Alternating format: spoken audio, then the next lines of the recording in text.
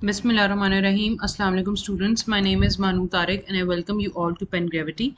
In today's video, we will be discussing about Dawn editorials which have been published on 24th September 2025.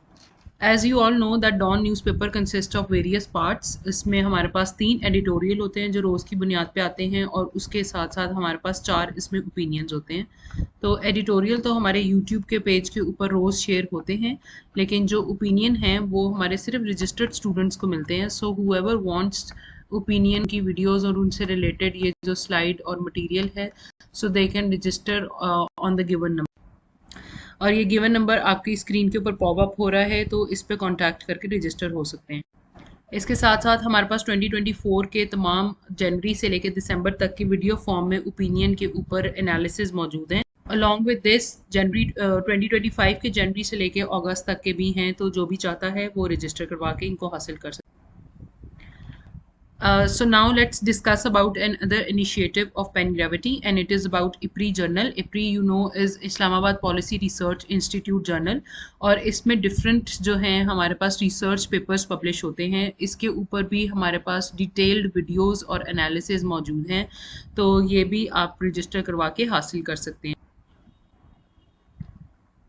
Pen gravity का एक और initiative है ऐसे writing practice. ऐसे writing practice आपको पता है बहुत इंपॉर्टेंट है for CSS and PMS exams, क्योंकि आपको पता है कि सबसे फेटल पेपर जो है दोनों एग्जाम्स में वो ऐसे राइटिंग का होता है। और ऐसे आप कभी भी पढ़ने से नहीं सीख सकते, आपको इसको सीखने के लिए इसकी रिगरस प्रैक्टिस करना ही ज़रूरी है, और वो आप तभी करेंगे जब आप इसको लिख लिख के इवेलुएट करवाएंगे। तो हमारे पास जो टीम ऑफ टीचर्स है that is very good, they provide timely evaluations आपको वीडियो की ही सूरत में, तो उससे जो स्टूडेंट्स की लर्निंग है वो बहुत बेहतर तरीके से हो जाती है।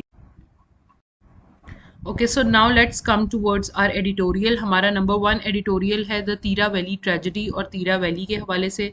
इसमें क्या हुआ जी, एक्सप्लोजन्स हुए केपी की तीरा वैली में, जिसमें almost 24 civilians lost their lives. इसमें अब क्या था कि जी विमेन एंड चिल्ड्रंस ये इंक्लूडेड थे, यानी कि 12 बच्चे इसके अंदर हमारे शहीद हुए। और ऑफिशियल्स के मुताबिक ये ब्लास्ट जो है वो किसने कॉज किया है, टीटीपी क्या है, तहरीक तालिबान पाकिस्तान। आपको पता है कि 2021 से लेके अब तक, जब से जो है अमेरिका का विड्रॉल हुआ है फ्रॉम अफगानिस्तान, तो तब से जो केपीके का रीजन है पर्टिकुलरली और पाकिस्तान एज अ होल, उसमें टीटीपी की एक्टिविटीज़ जो हैं वो बहुत ज़्यादा हद तक बढ़ गई हैं। और ये क्यों बढ़ गई हैं, क्योंकि उन लोगों को एक सेफ स्पेस मिली, सेफ हेवन मिला अफगानिस्तान में, और उस एरिया को वो यूज़ करके पाकिस्तान में इनफिल्ट्रेट करते हैं और अपने अज़ाइम को फुलफ़िल करते हैं। अब ये टीटीपी की एक्टिविटीज़ की वजह से हम देख रहे हैं कि पाकिस्तान ने जो काफ़ी साल लगा के ऑपरेशंस वगैरह करके एंटी टेररिज्म की एक मुहिम जो चलाई थी, ऑपरेशंस किए थे उनके खिलाफ, और कोशिश की थी कि हम किसी तरह टेररिज्म की वेव को पाकिस्तान में ख़त्म कर सकें, तो वो दोबारा हमें रीसर्ज होती हुई नज़र आ रही है, which is going to be very detrimental for the country, क्योंकि इसमें हमारे ना सिर्फ लॉ इन्फोर्समेंट एजेंसीज बल्कि सिविलियंस भी अब इनका निशाना बन रहे हैं। तो इसमें क्या है कि ये जो टीटीपी जो ब्लास्ट है ये कॉज हुआ है, ये जो मैन्युफैक्चरिंग एक्सप्लोजिव्स थे ऑक्यूपाइड हाउसेस में उधर हुआ। रेजिडेंट्स और लॉ मेकर्स क्या कहते हैं कि ये एरियल बम्बार्डमेंट की सिक्योरिटी फोर्सेस ने, जिसकी वजह से ये हुआ।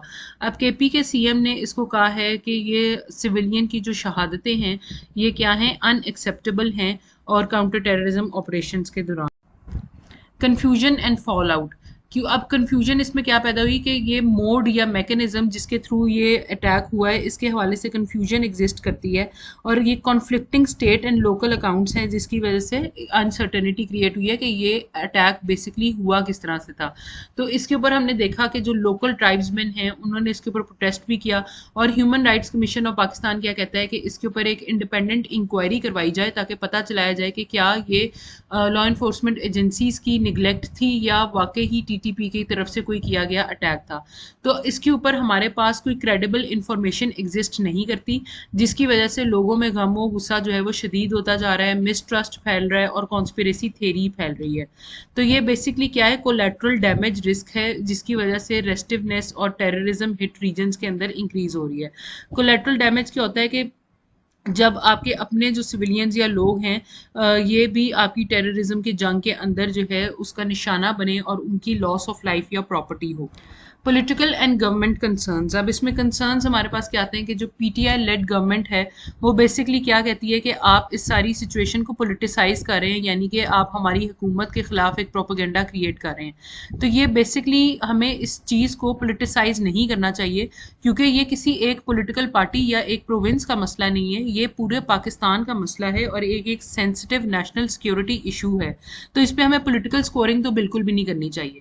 अब ज़रूरत किसकी बात है, किस चीज़ की है कि हम फेडरल प्रोविंशियल कॉपरेशन करें, ताकि हम रियल फैक्ट्स को अनकवर कर सकें और इंश्योर कर सकें कि इस तरह के जो जितने भी अटैक्स या इंसिडेंसेस हो रहे हैं उसमें अकाउंटेबिलिटी हम लेकर आ सकें।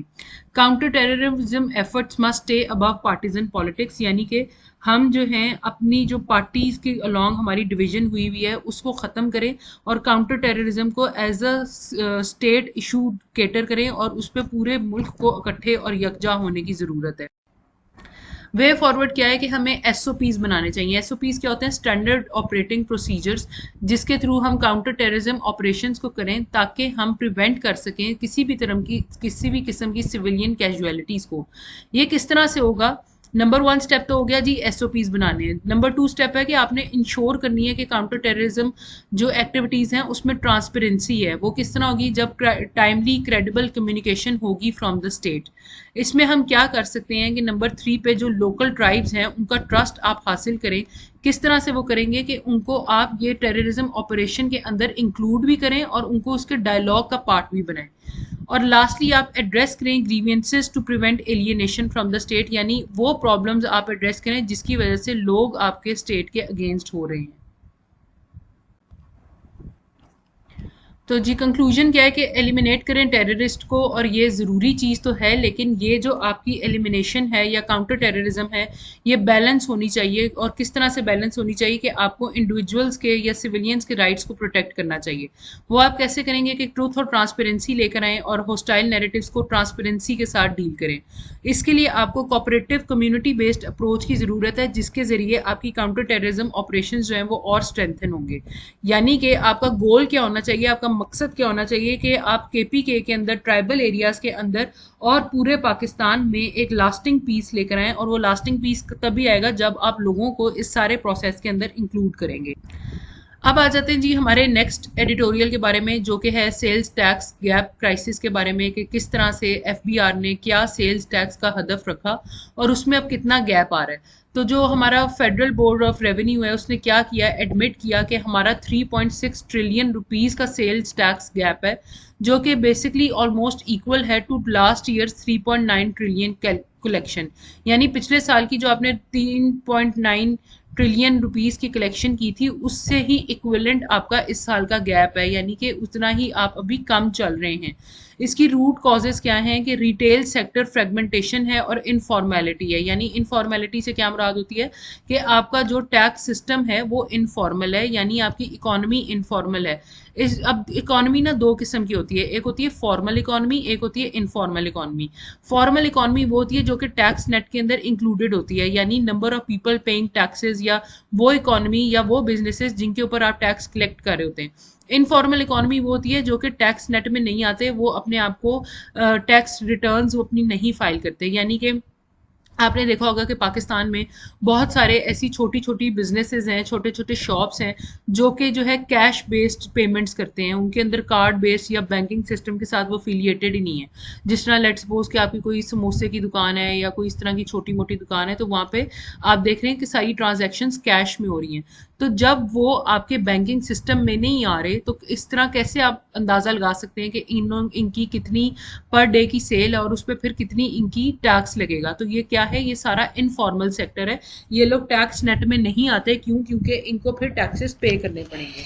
तो इसके रीजंस क्या है कि आपका डेकेड्स ऑफ फेलियर है कि आप इंटीग्रेट कर सके रिटेल, प्रॉपर्टी, एग्रीकल्चर को इन टैक्स नेट।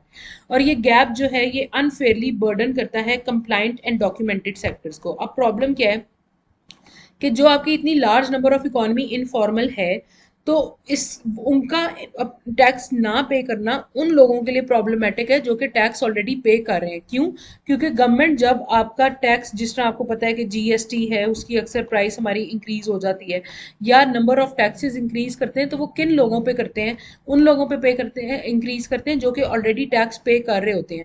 तो उन लोगों को ही बर्डन और फेस करना पड़ता है। जिस तरह अगर इनकम टैक्स है तो वो क्या करेंगे कि आपकी इनकम के ऊपर टैक्स की जो शरह है उसको इंक्रीज कर देंगे, यानी उन लोगों पे ही टैक्स इंक्रीज कर देंगे जो कि ऑलरेडी टैक्स पे कर रहे हैं, बजाय इसके कि वो उन सेक्टर को या उन लोगों को उस टैक्स नेट के अंदर लेकर आए जो कि टैक्स पे नहीं कर रहे। Retail and informal sector challenges. अब क्या है जी, जो रिटेल सेक्टर है उसी का जो गैप है अराउंड 310 बिलियन रुपीस का है। और ये क्यों है? क्योंकि इनकी रिलायंस है मैन्युफैक्चरर्स पे और विद होल्डिंग टैक्सेस पे for collection. Digital invoicing undermined by flawed policies, यानी कि आपकी जो बहुत सारी बिजनेसेस हैं वो डिजिटल इनवॉइसिंग नहीं करते, वो कैश की बेसिस के ऊपर करते हैं, वो डिजिटल रिसीट्स इशू नहीं करते, जिसकी वजह से आप क्या करते हैं, कैश को डिपॉजिट्स और डिजिटल के तौर कैश को ही आप जो है ना एक मेन सोर्स समझते हैं जिसके थ्रू आप ट्रांजैक्शन वगैरह कैरी आउट करते हैं। तो इसमें हमें किस चीज़ की ज़रूरत है कि हमें अपनी इकोनॉमी को डिजिटलाइज करने की ज़रूरत है, ताकि जितनी भी ट्रांजैक्शन हो रही हो उसका एक सबूत एग्जिस्ट करता हो, और जब वो सबूत एग्जिस्ट करता होगा तो फिर उन बिजनेसेस को या उन सेक्टर्स को टैक्स अल्टीमेटली पे करना ही पड़ेगा। अब इसमें हमारी प्रॉब्लम यह है कि पॉलिसी इनकन्सिस्टेंसी है, आपकी ब्यूरोक्रेसी है वो रिफॉर्म की तरफ नहीं जा रही, और अगर कोई पॉलिसी बनाई जाती है तो उसको कंटिन्यू नहीं जाता। Sector wide tax leakages. हम देखते हैं कि इवन जो हमारे डॉक्यूमेंटेड इंडस्ट्रीज हैं वो भी टैक्स जो है वो इवेड करते हैं। यानी ये पाकिस्तान में हमने दो इश्यूज पढ़े। पहले हमने पढ़ा इनफॉर्मल इकोनॉमी का इशू है कि आपकी वो लार्ज पर्सन ऑफ इकोनॉमी जो है वो आती ही नहीं है टैक्स नेट में। सेकेंड प्रॉब्लम ये है कि जो टैक्स नेट में आते हैं वो उस सेक्टर में भी बहुत सारे सेक्टर्स ऐसे हैं जो कि टैक्स पे नहीं कर रहे। जिस तरह जो टेक्सटाइल सेक्टर है वो कितना टैक्स इवेड कर रहे हैं, ₹814 बिलियन का, petroleum sector 384 billion rupees, food products ₹384 billion, chemical and fertilisers 326 billion and iron and steel ₹200 billion. इससे क्या नज़र आता है कि जो इवेजन है वो आपकी फॉर्मल और इनफॉर्मल इकोनॉमी या इन दोनों सेक्टर्स के अंदर एग्जिस्ट करती है। इवेड क्या होता है? यानी टैक्स पे ना करना। Enforcement versus political resistance. अब हम देखते हैं कि ये जो पॉलिसीज़ हैं या टैक्स की जो आपकी पॉलिसी है ये इम्प्लीमेंट क्यों नहीं हो पाती। अब एफबीआर कहती है कि जी ₹874 बिलियन मोबिलाइज करेंगे हम थ्रू इन्फोर्समेंट, यानी ये हम इकट्ठा करेंगे किस तरह से अपनी टैक्स पॉलिसीज को इम्प्लीमेंट करके। जो टैक्स टू जीडीपी रेशियो है वो लिफ्ट हुआ है जी from 8.8% to above 10%। New compliance measures जो हैं वो स्टॉल्ड हो गए हैं after backlash from business lobbies. Enforcement weaken है। वीकन क्यों है? क्योंकि पॉलिटिकल विल ही नहीं है। हम देखते हैं कि ये जो हमारे पॉलिटिशियंस हैं यही अक्सर क्या कर रहे होते हैं, इन्हीं के बिग बिग बिजनेसेस होते हैं, तो ये जो है अपने ही ऊपर तो टैक्सेस इम्पोज नहीं करेंगे ना, तो इसलिए ये इनकी पॉलिटिकल विल हमें नज़र नहीं आती, इसलिए हमारी जो रिफॉर्म नहीं आती। The road ahead. ज़रूरत किस बात की है कि आईएमएफ क्या चाहती है कि जो टैक्स टू जीडीपी रेशियो है वो 13.7% तक बढ़ जाए बाय 2027। तो इस सारे सिनेरियो के अंदर टेक्नोलॉजी जो है वो इनसफिशेंट है। क्यों? क्योंकि हमें पॉलिटिकल विल की ज़रूरत है पहले। तो हमें consistent policies, fair taxation across all sectors चाहिए, और रेजिस्टेंस चाहिए to lobby pressure. Tax gap is primarily a political problem not just an accounting one. यानी ये इकोनॉमी का प्रॉब्लम नहीं है, ये वो भी है, डेफिनेटली है, लेकिन इससे बड़ा प्रॉब्लम क्या है कि ये हमारा एक पॉलिटिकल प्रॉब्लम है, और हमें इसको पहले पॉलिटिकल लेंस से ही सॉल्व करने की ज़रूरत है।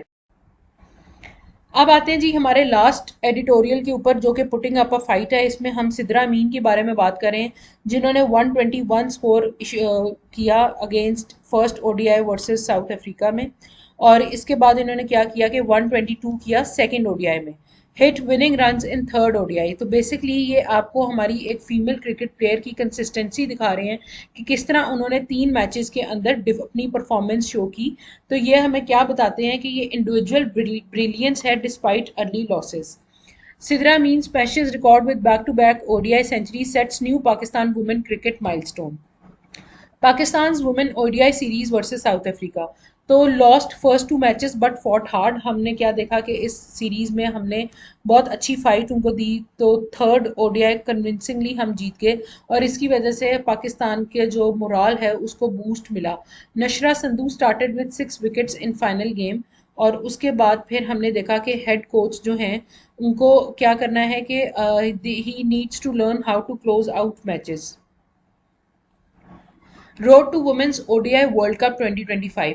अब क्या है कि जी हमने वॉन जो क्वालिफाइंग टूर्नामेंट है हमने वो जीता। उसके बाद हमने warm up versus Sri Lanka and south Africa, ये भी हमने मैचेस देखे। फर्स्ट मैच में हमने अक्टूबर 2 वर्सेस बांग्लादेश जो है श्रीलंका के अंदर हुआ। नेक्स्ट हमारा जो क्लैश है वो इंडिया के साथ है, जो कि एक हाई प्रेशर इंकाउंटर होने वाला है। तो इसके लिए न्यूट्रल वेन्यूज जो है आईसीसी ने अरेंज किए हैं for Pakistan and Indian games. अब आपको पता है कि हमने क्रिकेट को भी हाईली पोलिटिसाइज कर दिया है, इस रीसेंट कॉन्टेक्स्ट में हमने देखा है। तो उसमें आप देख रहे हैं कि किस तरह जो मेल क्रिकेटर्स हैं उनके साथ भी आजकल कंट्रोवर्सी चल रही है कि हैंडशेक्स वगैरह नहीं किए। तो अब फीमेल क्रिकेट में भी इसका हम देखेंगे भी, और उसमें भी हम फिर देख रहे हैं कि आईसीसी किस तरह न्यूट्रल वेन्यूज अरेंज कर रहा है सबके लिए। Looking ahead, batters in form, bowlers finding rhythm. हमारी जो परफॉर्मेंस है वो बेहतर हो रही है, बैटर जो है हमारी वो कोशिश कर रही है कि अपनी फॉर्म गेन कर सकें, बॉलर्स अपना रिदम हासिल करने की कोशिश करें। फोकस क्या होना चाहिए, consistency and finishing matches strongly. Potential है कि हम इंस्पायर कर सकें एक new generation of Pakistani girls in cricket. Pakistan entering world cup with renewed confidence, यानी इस हमें मैच ने क्या दिया, एक रिन्यूड कॉन्फिडेंस दिया है कि हम किस तरह से अपने मैच के अंदर एक मोरल बूस्टर विन के साथ जाएंगे। So that's all from my side today. I hope that this video was helpful. Please give your feedback. Till next video, thank you and Allah Hafiz.